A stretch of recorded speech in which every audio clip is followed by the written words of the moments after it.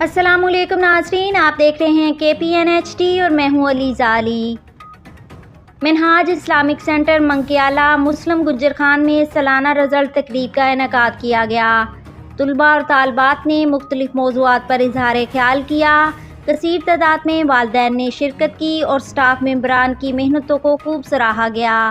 जबकि मेहमानान गिरामी में मोहतरम रियासत कादरी, नायब सदर तहरीक मिनहाजुल कुरान गुज्जर खान, खालिद महमूद साहब, नाज़म तहरीक मिनहाजुल कुरान गुज्जर खान ने खुसूसी शिरकत की और तुलबा और तालबात में इनामात भी तकसीम किए। अहले इलाका ने मुकम्मल तौर पर अदारे को मजबूत बनाने के लिए ताउन का अहद किया और दाखिला मुहिम भी शुरू कर दी गई। मज़ीद न्यूज़ अपडेट्स के लिए देखते रहिए KPNHD।